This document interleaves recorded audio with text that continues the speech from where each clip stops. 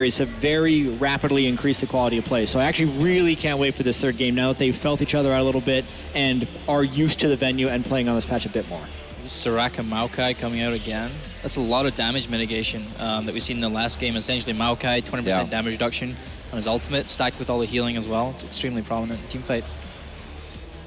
Yeah, the Lissandra first pick, though, I mean, we've seen that kind of be a priority over the course of 420 so far, but I think it is a takeaway from Frogen in the last game, who did really hit a lot of that CC very well in those team fights. Is probably pretty darn valuable. Hai could actually play Zed here if he wants, because they have the damage from Lissandra in the top lane, and they could combo it since they wouldn't run into full physical damage. Well, definitely a lot of time being taken by Cloud9 right now to understand they need something that will be able to cut through Wickd if he can get to that late game tank again, and also just play the game they want if they want to avoid Wickd. It's going to be a tough task. Yeah. If I think about it, though, shouldn't Soraka just be able to put a silence zone wherever Zed ults and have the person just stand still, and Zed won't be able to use his abilities to combo someone down? That's actually very true. I imagine we're going to see Graves coming in again. Rekkles played pretty well in that last game, even though he was shut down very hard in the laning phase. It does synergize quite well with the Maokai and Soraka. Also against the Jarvan, gives them an escape opportunity when the Cataclysm goes down. So I imagine we'll see that again. Continuously going for that Jarvan. You're going to see that locked in with Sneaky's Lucian. He was able to carry quite hard when we saw Rekkles on that Corki previously. He took that for himself. We were saying, I was saying rather, last game, Alliance definitely more team-oriented instead of having one carry and hoping they can push off of that. A lot came from Wickd, though. He was a big initiator on that Maokai, and his Warden's Mail start huge tank build instead of Catalyst. Kind of had us wondering a bit, but he's come out big as the game goes late. Seeing possibly 2 ADs getting picked up here. The hover goes over Ezreal and Graves as they kind of just wander or waffle about it. So this is a really scary late game team comp coming out of Alliance. With Warwick, Soraka, Maokai, this is like one of the old team comps that you say, okay, we're going to not be too great in the early game, but as the game goes on, our stats start to make up for it, our items make us super, super tanky, and you're just not going to kill us. And I think it's quite a risky strategy because of the pressure that C9 can have in the early game. Yeah, and the pressure they've had in the early game this series already. I guess the teams are just sticking with what's been kind of working for them. That's 3 games in a row now. Meteos plays Jarvan. We were talking together in between the games about how Cloud9 just won't change things if they're working. And it's not necessarily the Jarvan that failed last game, more so the team composition from Alliance that overcame the Fizz. So if we're going to see a change, it would be in the mid lane choice that they have to make now. Mid lane indeed, possibly Lissandra flex, but Balls has been playing it almost too well to have that go to high right now. What is he going to bring out, however? The Corki's out. He could be bringing out an Orianna possibly. They can get some ball-oriented engages down, but... I think we did see Alliance somewhat considering a Ezreal flex pick. Like, they were just kind of hovering around on it. I wonder if they were thinking about a double AD comp. I don't think it makes sense anymore. But it is good, though, that Frogen does have the option to pick what he wants to into Orianna. Yeah, I'm just not a fan of the double ADs without the Corki in there to add just a little bit more mixed damage and have that poke. That's why, you know, Corki, Ezreal in particular works so well together in the current meta. I'm a little bit worried about this Warwick because I wasn't very impressed with Shook's decision-making regarding his ultimates in the last game. And he just was kind of a non-factor for the most part. It's not a Blitzcrank. Well, it's definitely not Blitzcrank. I'm not sure if you do Zed into Orianna. It's not a bad matchup for Orianna. Can survive through the laning phase, so I doubt Frogen's going to pick that. Definitely get a lot of harass off in that type of matchup. Going to have to keep high on his toes, moving around. We'll see. Definitely taking their time with this one.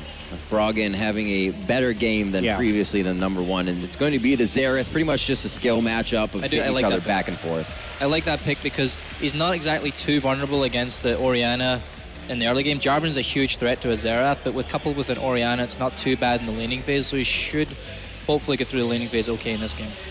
So we still see these AP compositions being brought out. If it's not going to be the double AD, both teams bringing a lot of that AP to the table here as we are going to take a quick break. And we'll be right back with the final in this best-of-3 series of Cloud9 versus Alliance here from Intel Extreme Masters, San Jose.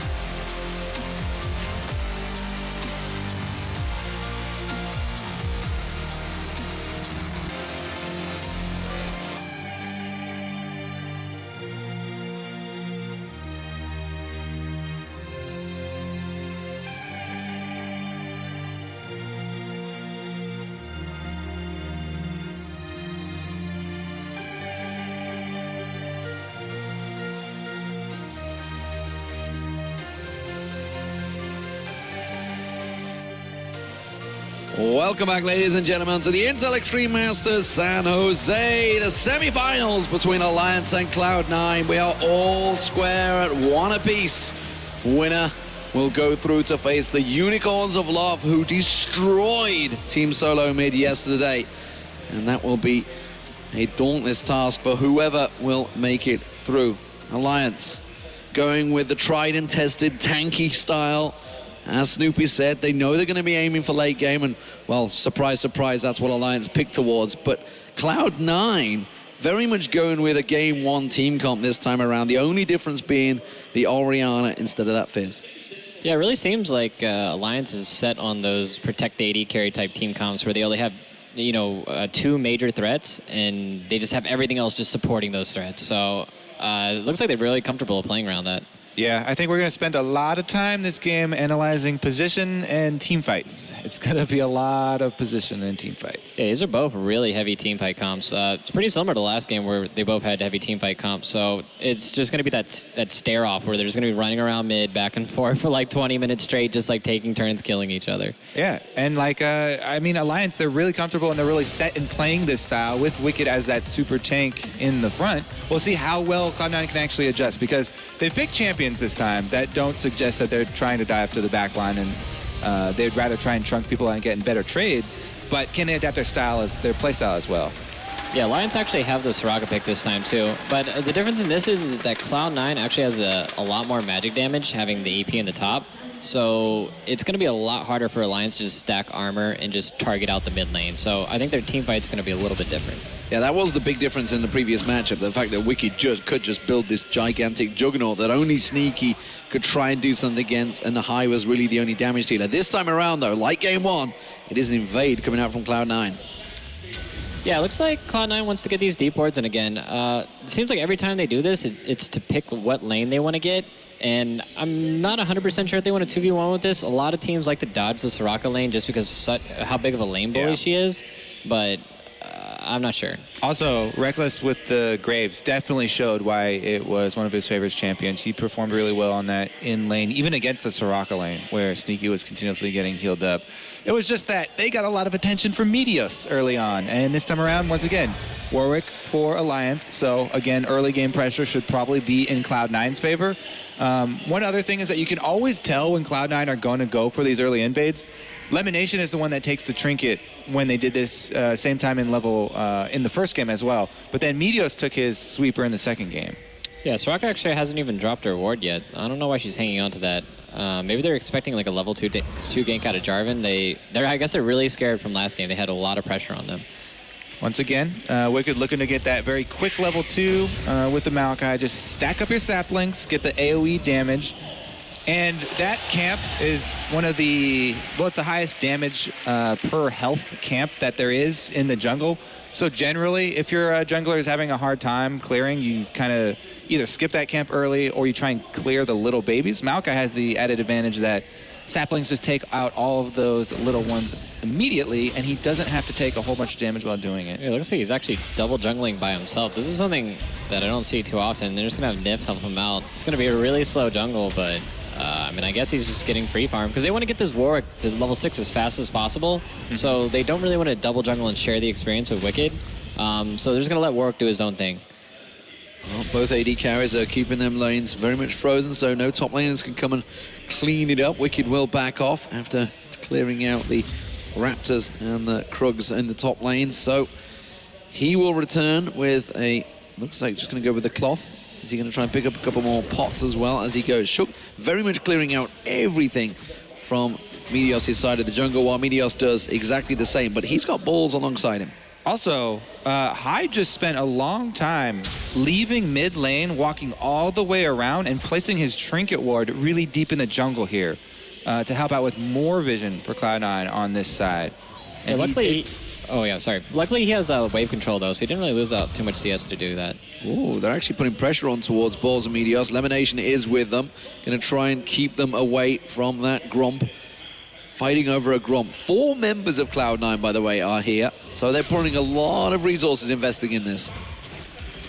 So So what they're doing right here is they're trying to make sure that Wickd can't get to this wave that's piled up. Whenever you freeze a wave, it eventually will unfreeze, and you're going to get this really big wave. And if a top laner gets that, it's going to be about 2 to 3 levels worth of experience. So their whole goal here is just to make sure that Wickd can't walk up to that wave.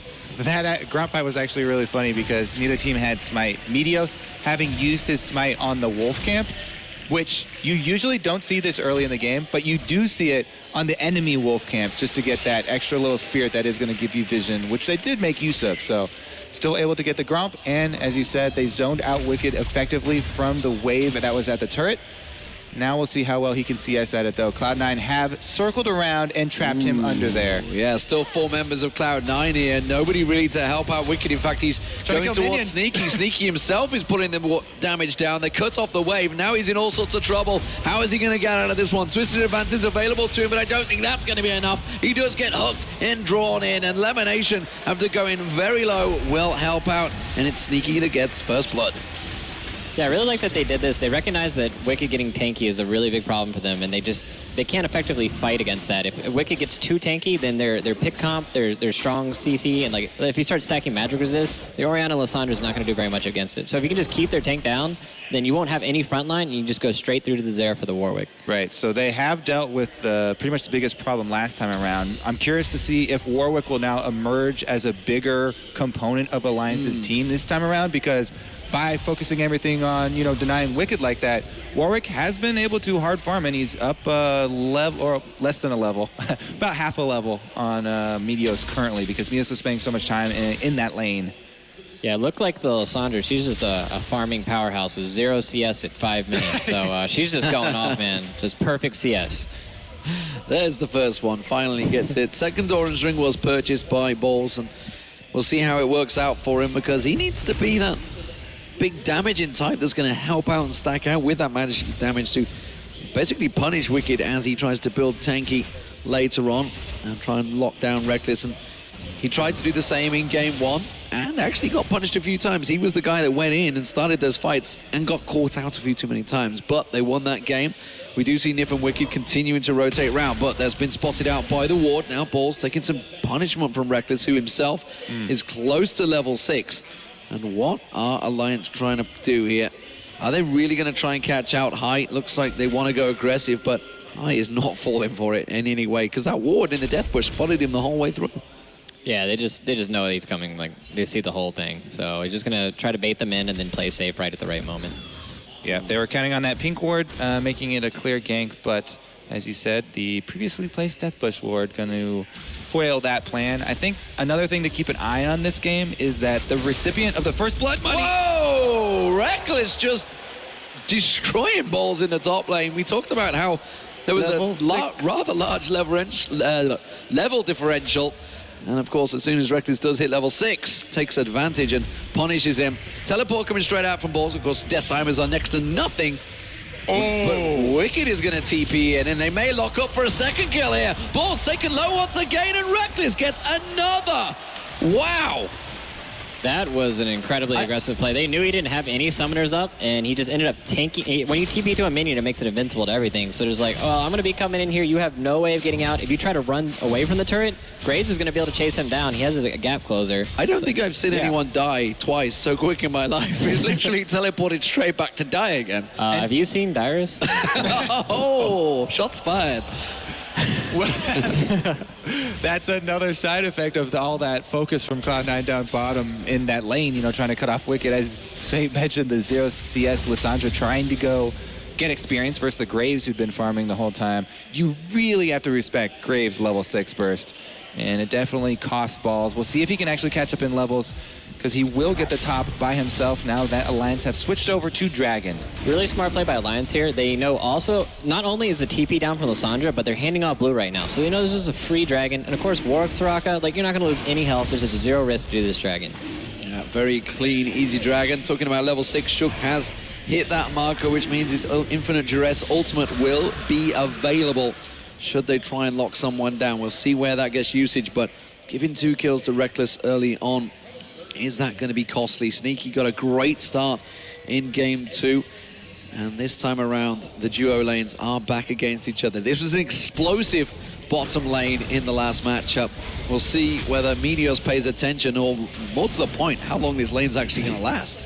Yeah, exactly. I was on the verge of pointing out that the first Blood Bunny went to Sneaky again, and so then that was going to be a big leverage point that Cloud9 could try and use. However, Rekkles immediately getting his own kills changes everything completely, and they're pretty much even on items here. Plus, Rekkles going with the early Avarice Blade means it increases gold generation and calling down Warwick for pretty much the exact same thing that happened last time. This time, however, pretty even footing as far as combat effectiveness. I want to point out the level on the supports as they walk in the lane. Both supports are level 3, where both the AD carriers are level 6. So if either support gets caught out whatsoever, they will just instantly die. Well, at the moment, we do see Shook sneaking into this bush, trying to see if he can lock onto someone. He used LemonNation as his target in previous ultimates on Warwick. He is a squishy, easiest target you could go for. He's got less hit points than Sneaky alongside him. Rekkles trying to bait out here. See if he can draw him in. There he is. They're going to get Infinite Dress down. He's just going to get destroyed where he stands, and Rekkles gets himself a very easy third kill. I really like Alliance's focus on the low-level targets here from Cloud9. They are constantly looking around the map for the very low-level, easy target and just picking on them. 2 quick kills on the ball is keeping him really under-leveled, then trying to go after that support. Frogen well aware that Meteos had come around there. There's a ward just above the Raptors, and that gave him the information required that Meteos was trying to sneak around, and now he can see is actually passing through to the top lane. That ward paying dividends right now as they both move up towards the top, and the 3v1 Wickd needs to start motoring here. He needs to back away. He's not a tanky brick wall that he was in the previous match, and he will wisely choose to take his opportunity to step away to the crux. This is a really similar play that they did last game. They know that Wickd doesn't really have any magic resist or health, and they do the same thing where they try to rotate the mid and the jungle up top just to dive him on the wave that's piled. And if you look at the gold differential, it's actually not that big despite all these kills, but you got to remember they're down a dragon and they're down experience. Rekkles actually tower diving onto Sneaky this time around. Sneaky taking some more damage, and that just shows how confident Rekkles is feeling right now. They're both level 8, LemonNation returning, still only level 5 alongside Nyph.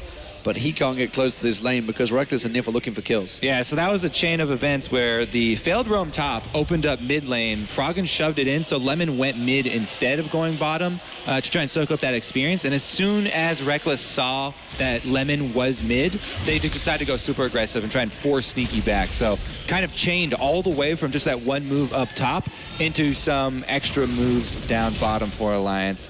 And they did force him back. I have to feel like Alliance kind of knew that was coming. I mean, they did the same thing last game, so they kind of know Cloud9's playbook, and they just reacted to it. Yeah, Wickd played around it really well. I mean, they just had that one defensive ward by Wraiths. Oh, Rekkles taking some damage, but again, as we've seen throughout this tournament, once you've got that Soraka alongside you, he just tops off that health and easily heals him straight back up. Yeah, Lucian was actually up in items. He managed to buy a BF sword, so he had a little bit of bully pressure on the Graves, but once Graves comes back into lane, it's going to be a whole nother story. Where is Balls going? Oh, he's trying to clear the pink ward down. That's where it is. He's put himself a pink ward down, and Cloud9 actually positioning for something here. High and Meteos hoping to catch out Nyph, who was heading that way as they turn around and instead get themselves a ward down. There's the crab going down. They've got vision of the dragon. That's going to be up in 2 minutes' time. But 4 members of Alliance right now in this mid lane. They're going to have to sweep around towards this tower.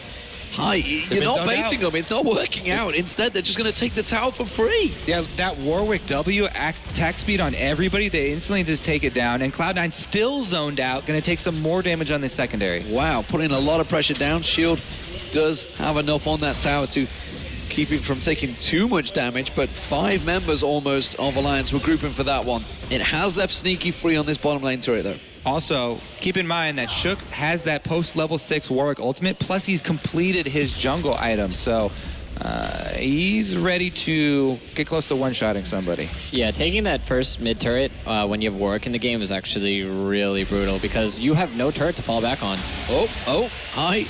Taking some damage from Xerath. Frogen now actually coming in. Thought about going for it, but that's going to be a blue buff for high. It would have punished him a little bit more than he really requested. Rekkles taking some punishment back down in this bottom lane. We do have Warwick in the river, but he's not heading this way. And that was a good trade for Sneaky. It's actually kind of bad for Cloud9 because they're not going to be able to reset in time for this Dragon. Like, it's 40 seconds out. I'm not sure if they have the exact timer on it. Wow. There's no way that Sneaky's going to buy and make it back to bot lane. And just look at Rekkles. He's already topped off to full health. That's how good it is to have that Soraka alongside you as 4 members claps around. Stun not going to land, but that could be the tower and the Dragon for Alliance, and Cloud9 having to give up a lot of objectives here. So Cloud9 have decided they're gonna give it up. They already sent Meteos up top. They knew that after that trade, they're not gonna be able to contest it. However, Wickd playing defensively again. He should have he gets himself out. Yeah, he should have enough to hold off there. He's built up that Catalyst already. There's the tower. Dragon is going to be the next focus. So it seems that Cloud9 going to trade and go for this top turret. Maybe try and put some pressure on the mid turret as well. You can see that High's trying hard to push on there. And actually, Frogen's going to react to that one. So they're going to leave it, obviously, for this 3-man. Easy pickup for Alliance for their second Dragon of the game. They're still really even in gold, but they're up 2 dragons, so... Yeah, I mean, the second Dragon itself doesn't give you a lot of power just as far as that buff. However, chaining those dragons does get really dangerous because every single one obviously is going to get you closer to the ones that really do matter. And that speed is actually going to be pretty big since both these teams are going to be a lot about the team fight. Yeah, I definitely think they're going to fight over that third dragon. They're not going to want to give that up. And there's honestly not that many objectives they can trade for it again. They decided to trade the top turret for it here, but the only other option is the mid turret, and that's too close to the dragon, so... Yeah, and it was even a rip-off of a trade because they lost the turret in exchange down bottom, too. So Alliance coming out definitely with the upper hand in the first game here. Or third game. Yeah, but this is actually what Alliance should have done in the first game, I think, with the team comp built around the Xerath, is I really like that they're grouping up really early with the Xerath and collapsing down and taking turrets early, because that's honestly what Xerath and Soraka team comps are meant to do. Yeah, and of course, when you have a 3-0 AD carry, Rekkles is certainly doing his job, but he has fell heavily behind Sneaky in terms of creep score. You can see 145 to 111. At the moment, he's up against Balls in this top lane, who he's already picked on a couple of times. There's the ultimates coming out of Frogen just to try and draw him away from that tower as 3 to 4 members stack up there in Alliance. All right, Frogen's going to need to turn on the script, so I'm not impressed with this. There's too many ultimates. It was a little early. Yeah, well, High knows that he hasn't got that ultimate available to him right now, but he's still got enough poke to deal with him. Shook just waiting in the wings off the side there as Rekkles burns down that turret in the top lane. That's going to be gifted to him. Ball's in trouble. Infinite Duress goes down and silenced out. There was nothing he could do about that one. Kind of a odd pathing that he took there. He got a little scared of the Soraka, I'm not sure why, and just ran straight into the Xerath and Warwick, and didn't work out for him. And we've seen this be a problem for Balls previously as well.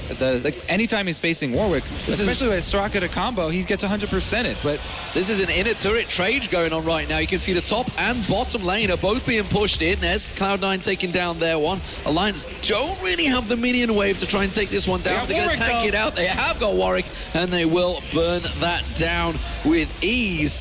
Wow. This is definitely sped up quickly right now. This was a nice, casual, steady game. And then I threw T all over the keyboard. And they're still going to go for mid.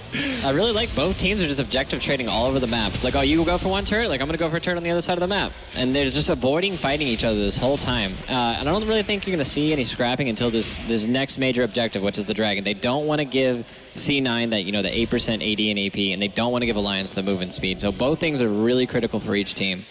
I do feel like Alliance are sitting a little bit safer than Cloud9 are at this point. So the trading of objectives, I feel like Cloud9 are the ones who are going to have to make the move. Like, the onus is kind of on them. And Alliance have so many options here to deal with it. We've already seen one of them, the Warwick into Soraka silence on Balls to lock down a Lissandra. At this point, he's gonna be hard pressed to even get his ult off on himself. I gotta give it to Balls. Despite being killed 3 times and over and over again, he's actually pulling ahead of the Maokai in CS, and a lot of that's due to the attention that Meteos has given him. So he's not really that far behind. Well, Alliance in full force to hold out this push from Cloud9 on this middle turret. They are coming in numbers. Wickd does have teleport available if he's required to get there, but with Frogen going back, this is going to be a tricky one to hold, and I'm not too sure whether Cloud9 just saw him. I don't know whether they noticed that he went back, because they're not putting too much pressure on. The minion wave is coming in. He's going to be rushing back down this mid lane to try and get back in there. Death cap now completed, so he has a gigantic power spike. But again, there's the ultimate coming down. Is it going to be enough to hold the turret? I don't think it is. But Alliance, oh, Rekkles taken very low and again topped off by Nyph. But they get the middle turret. LemonNation taken down low. Will just about get away, and well, everything being burned on Rekkles. Have they got him? They're still finally taken down, but is it? What's it going to cost them? Shook taken low. He dropped off. Cataclysm on Frogen. Cloud9 turned the game on its head right now. Pick up kill after kill. Sneaky trapped on towards Nyph taken low. He has to back away to the tower. Wickid's got no damage and has to back away. Cloud9 can keep on pushing. That is going to be the turn for them, and this is why I always point out, having your tank as the one with the teleport split pushing can be really bad for you if their initiation comes quickly from your enemies. Wickid staying around. Wow, tower and kill, and it's a 4-for-1 for Cloud9, and the outer and inner turret going down. Cloud9 turned this game very much in their favor, and now they have the gold lead. I'm just picturing LemonNation just saying baited and outsmarted like the whole time there. He's like, ha, suckers, like you thought you were gonna kill me again for free. Did you see this hook go out from Lemon as he dies, and it's just kind of hanging there on the screen on Frogen? All right, let's see here. He does get locked up, able to escape, and then they go really hard onto Rekkles because Hai's able to land the shockwave, and they sort of trade that 4 balls, the Lissandra ult for the Warwick ultimate. There's the hook from Lemon. As he dies, he's able to get his skill shot out, and it locks up Frogen, enabling the extra kill there with Meteos. And finally, as we said, the Maokai arriving super late there. There's no really good deep ward for him to teleport on, and he just kind of had to walk the entire way over to the team fight. All right, there's a lot of summoners down for this dragon fight. Yeah, they're going to have to get a pick of opportunity here. Maybe they can get the Graves out. He doesn't have heal, he doesn't have flash, so if Lissandra can somehow get on top of him, pretty sure they can take him out. Well, it's Alliance with positional advantage. You can see them getting in position to take this one out. It will be their 3rd dragon. Cloud9 still yet to get one. Frogen with good poke on towards them, and again, using that ultimate to just poke them down. Doesn't really land it very well either, but Alliance now have themselves a big positional advantage. Hai is not really making moves, and Cloud9 are giving this one up. Yeah, this is going to eventually put Cloud9 in a really bad spot because there's 2 more dragons. We all saw just how effective getting that 5th dragon is. And even just the point where Alliance is going to be where they're like, hey, we get this 1 dragon, you're going to lose this game. And that's going to bait Cloud9 into a really bad phase check or a really bad situation. And they just might not get the team fight that they want just because they've been just handing out all these dragons all game. Yeah, and even just this dragon, that move speed is going to make it so much easier to get out of the way of Orianna ultimates. This makes Hai's job a bit harder, so he's probably going to need some assistance in setting up those Orianna ultimates this time around. Either Jarvan helping him get the ball into position, or Lissandra locking some people down. Yeah, I don't think they're going to have Graves walk into the Orianna ulti like last time. That was less than optimal. Yeah. Frogen's damage is ramping up pretty quickly here. We just saw him catch on balls, just one little blast, and it stripped his hit points down because obviously they're not looking at stacking any magic resist right now. They are trying to keep themselves alive, but they will be forced away. That middle turret needs to be defended right now because Alliance have 4 members here, but again, Wickid pushing on that top wave. But Sneaky, he's off on his own. He's got a wave going towards an inhib turret there. Shockwave being pulled on Frogen. Doesn't do really a great deal, does a bit of damage, but that tower, the wave has been cleared, and Sneaky's still pushing. He got 2 summoners for that. A hook on the Shook! Oh, Shook in trouble! The heal comes out, Wish isn't enough! Infinite Dress goes down, he's going to be the sacrificial lamb. Don't forget, Sneaky is still pushing! He's on towards the inhibitor turret right now. Boss can teleport if he needs to help him out. Oh, Frogen gone out! He's going down! Cloud9 can pick up so much from this fight! Nyph in trouble, he's running away. They do manage to get a couple of kills, but that inhibitor turret has gone down, and now he's working down the inhib. Sneaky is doing such a great job for Cloud9 here. I think this is like Cloud9's signature move where they just leave Sneaky off to do his own thing and like, yo man, we're going to try to bait out a fight and try not to have too many people die. And it works out so many times for them. Oh man, that was disastrous mid lane for Alliance. landing that shockwave. At first, it seems like, oh, he's just going to be able to heal up with Soraka, right? But he got 2 summoners out, the flash and heal from Xerath with just that shockwave. And then LemonNation comes up with these hooks after hooks. Shook, for some reason, jumping in while the rest of the team leaves, sort of gave away a really big tool from Alliance. Not only the ultimate, but also his life. You can tell very little damage exchanged. Yeah, you can tell there was like some kind of miscommunication there. They're like, oh, well, Sneaky is pushing bottom. Like, we have to do something about it. And then somebody's going to say, hey, somebody go back. And like, who go back? So I think there's just a communication breakdown there. I think Shook might have panicked when he got hooked. And he was like, oh, they got me. I got to jump in. And so he immediately turned around. It's like, you hook me, I'm going to ultimate you.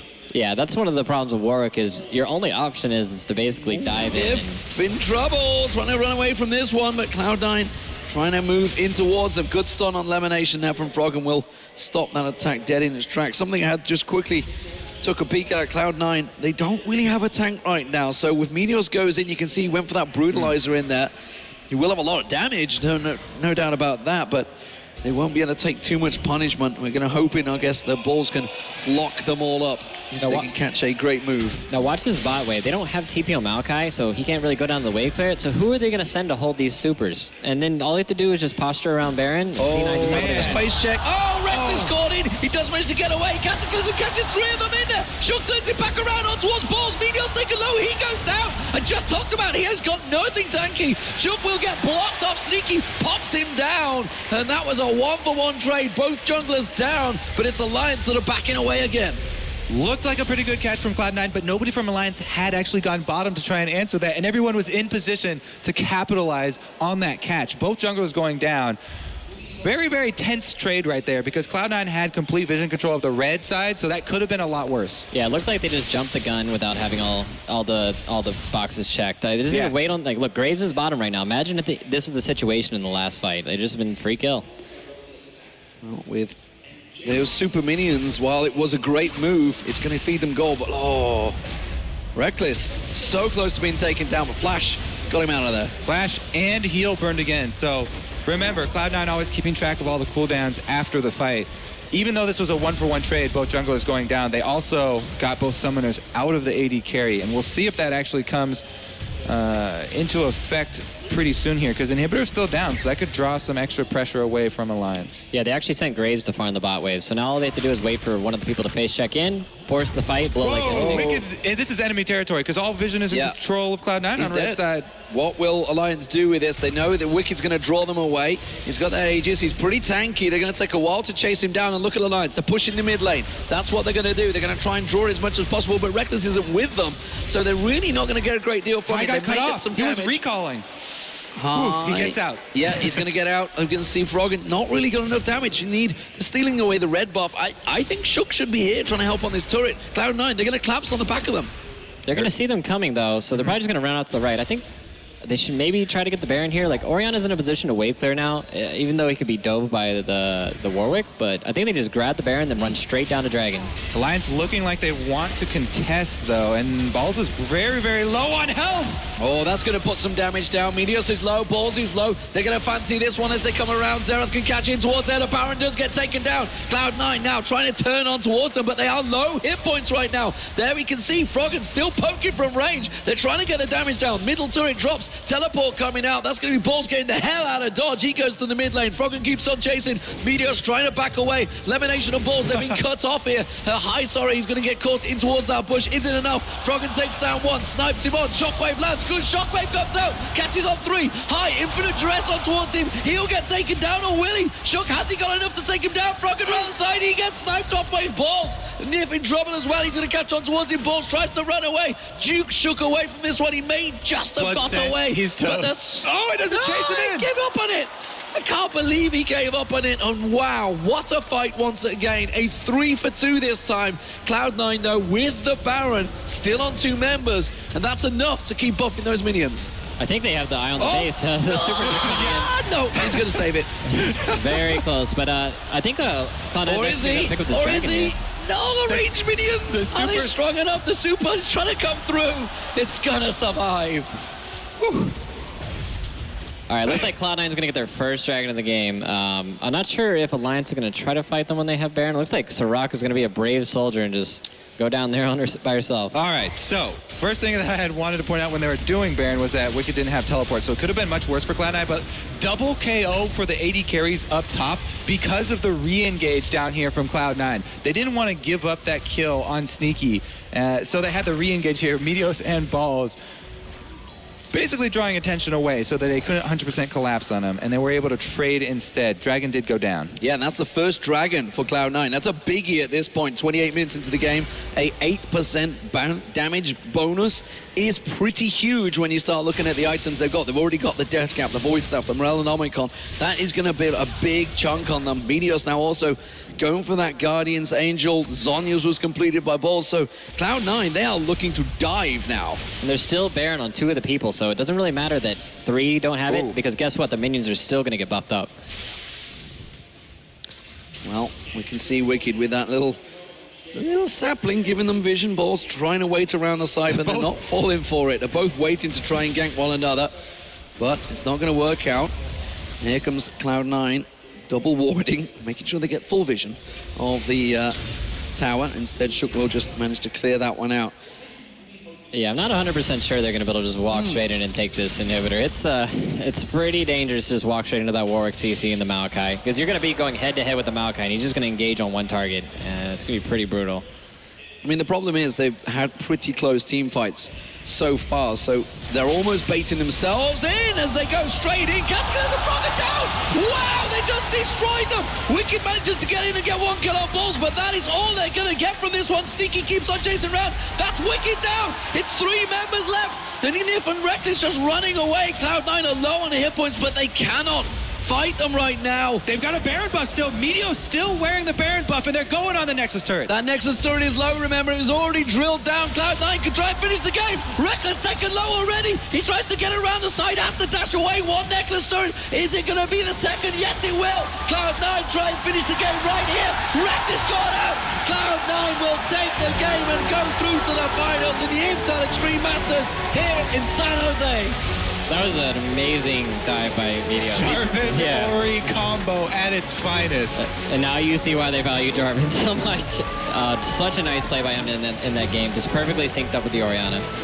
Wow, what a quick turnaround, honestly, from a chance Baron, because they realized they got the positional advantage to suddenly finishing the game just like that. Well, it wasn't really a chance. Baron Wickd he was sitting up there in the top lane farming, and that would kind of open the doors for him. Yeah, and also remember the play that Lucian did. I mean, Sneaky just went in, took the inhibitor by himself. They got really nice catch on mid. It felt like they almost went on tilt after that.